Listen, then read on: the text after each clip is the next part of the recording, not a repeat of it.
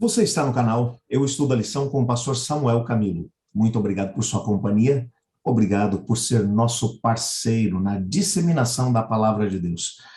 Todos aqueles que têm compartilhado mensagens, ainda hoje eu estava lendo aqui algumas mensagens e percebendo algumas pessoas que diziam: pastor, estou compartilhando com todos os meus contatos, eu compartilho com 50 pessoas, 70 pessoas. Teve uma pessoa que me disse: pastor, eu tenho 236 pessoas com quem eu compartilho todos os dias o link. Louvado seja Deus. Esse é o momento em que lançamos a semente e oramos a Deus para que a semente possa germinar, brotar, crescer e frutificar para a honra e glória do nome de Deus. Vocês são nossos parceiros aqui. Nós vamos orar uns pelos outros, orar pelo canal e orar principalmente para que as mensagens aqui colocadas possam chegar até a vida das pessoas e fazer a diferença na história delas. Muito obrigado, portanto, se você é parceiro desse nosso ministério, faz parte dele. Hoje é quarta-feira, dia 27 de outubro, e o tema que estudaremos será Julgue com Justiça. Existe uma série de textos que são listados aqui no nosso guia de estudos hoje, que vão nortear o nosso estudo. Eu gostaria de lê-los aqui. O primeiro deles, Deuteronômio 1, verso 16, que diz: Nesse mesmo tempo ordenei a vossos juízes, dizendo: ouvi a causa entre vossos irmãos e julgai justamente entre homem e o seu irmão, ou estrangeiro que está com ele. Deuteronômio 16, verso 9. Não torcerás a justiça, não farás acepção de pessoas, nem tomarás suborno, porquanto o suborno cega os olhos dos sábios e subverte a causa dos justos. Deuteronômio 24, verso 17. Não perverterás o direito do estrangeiro e do órfão, nem tomarás em penhor a roupa da viúva. Deuteronômio 27, verso 19. Maldito aquele que perverter o direito do estrangeiro, do órfão e da viúva. E todo o povo dirá amém.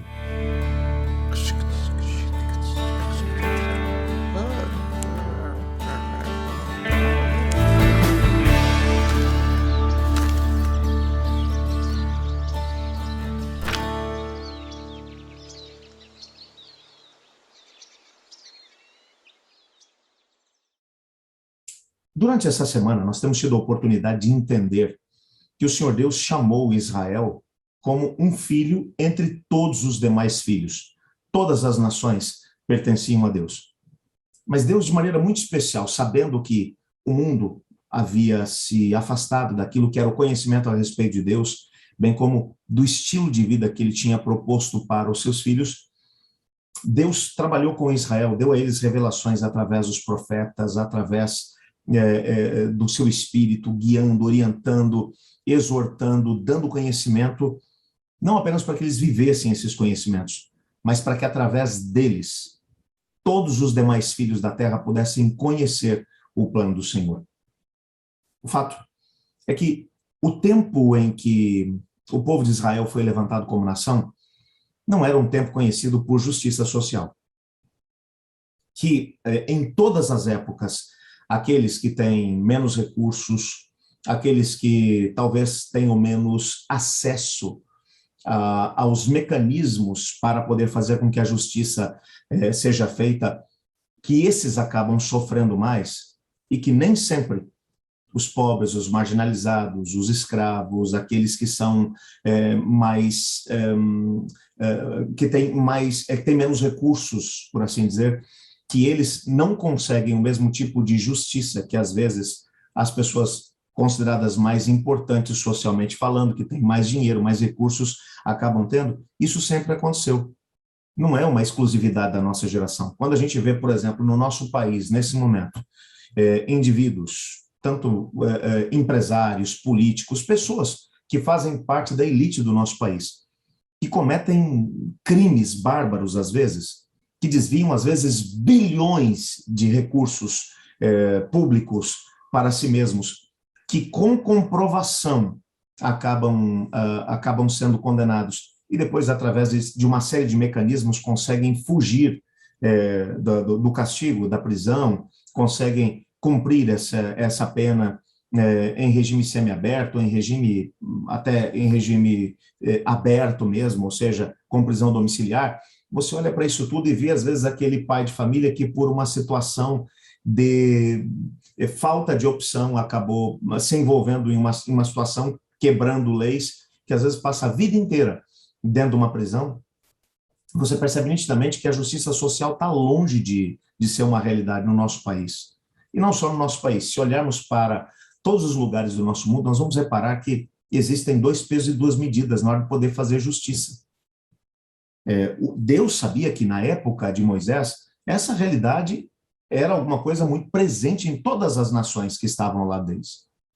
O que Deus queria era que quando os estrangeiros, bem como órfãos e viúvas, estivessem no meio do seu povo, que eles percebessem que no meio do povo de Deus não era a conta bancária ou a situação social de uma pessoa que determinaria se ele teria o seu caso julgado com justiça ou não.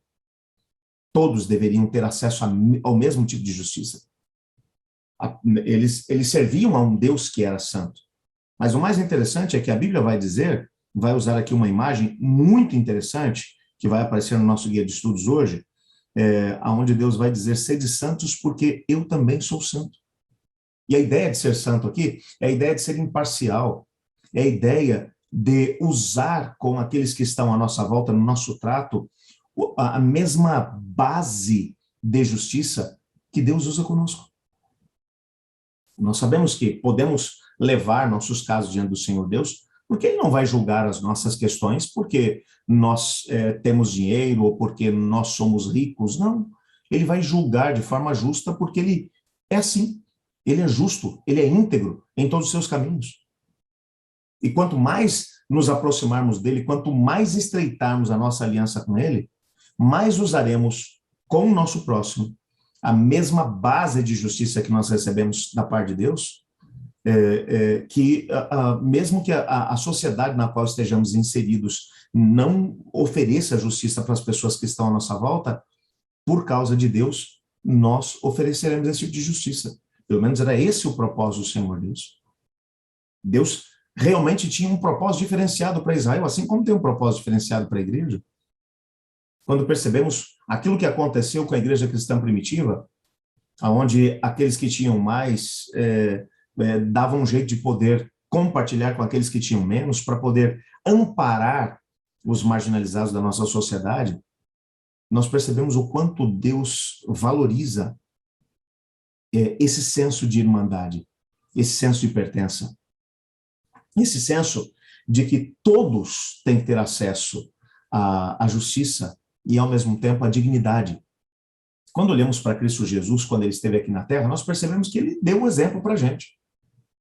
90% do tempo que Jesus Cristo gastou nos 3 anos e meio de ministério aqui na Terra, Ele gastou na região da Galileia, onde havia a maior quantidade de pessoas que não tinham acesso à educação, não tinham acesso a médicos, à medicina do tempo, nem a remédios, não tinham acesso ao conhecimento da palavra de Deus com a mesma facilidade que o pessoal de lá de Jerusalém tinha, mas Jesus esteve no meio deles.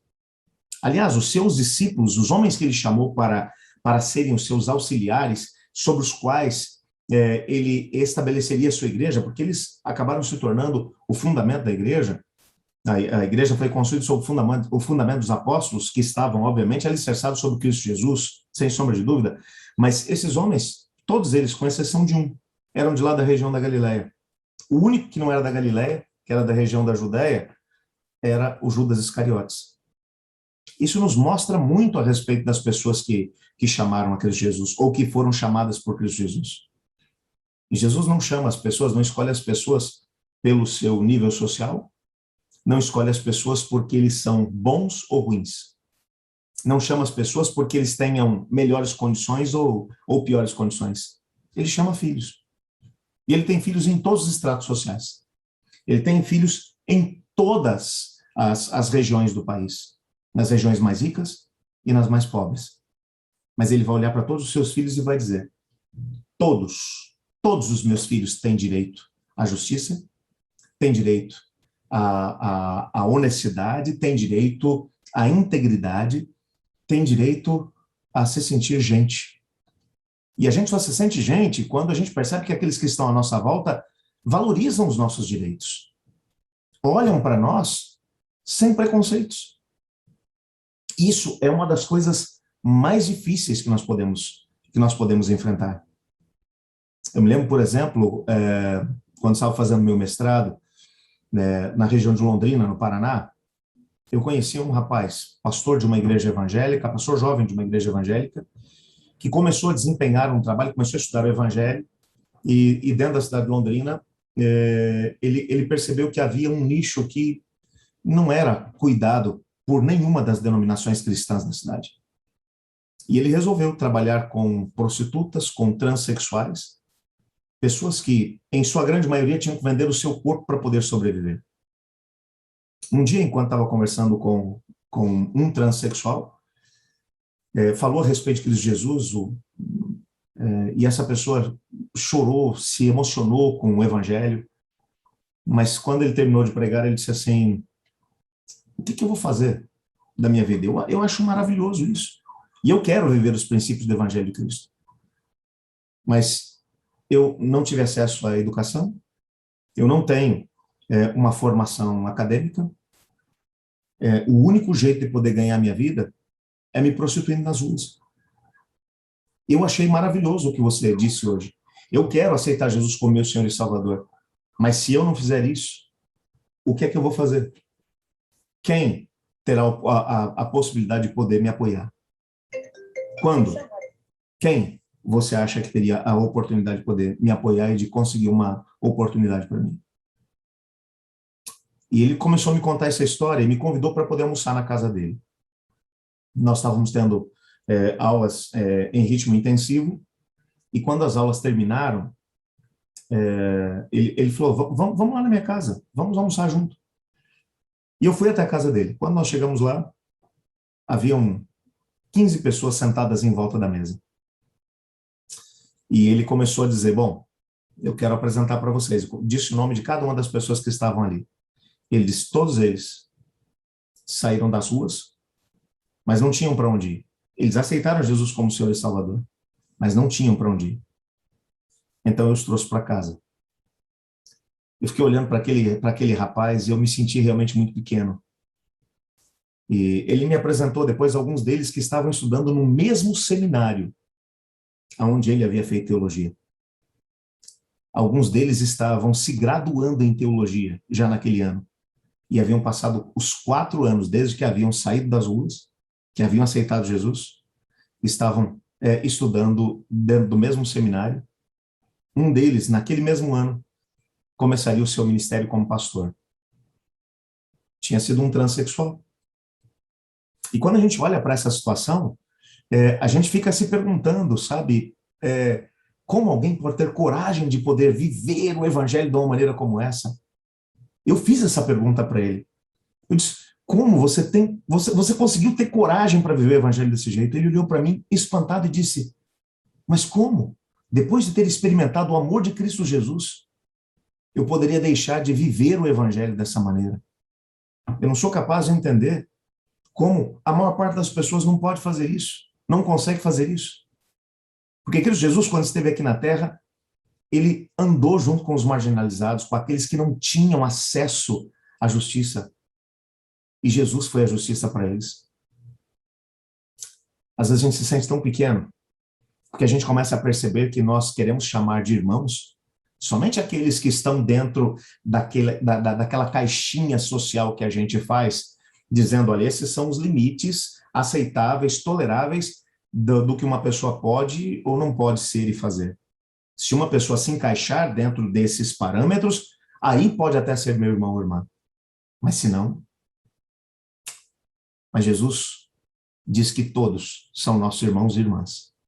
E que a justiça que eles precisam receber, em grande medida, ela deve vir através dos filhos de Deus. Esse foi o recado para Israel. E esse é o recado para a gente hoje. O que é que nós vamos fazer diante disso? Eu gostaria de orar, pedindo a Deus para que nos ajudasse a olhar para todos aqueles que estão à nossa volta, que Deus colocar no nosso caminho, e que precisem que a justiça lhes seja feita.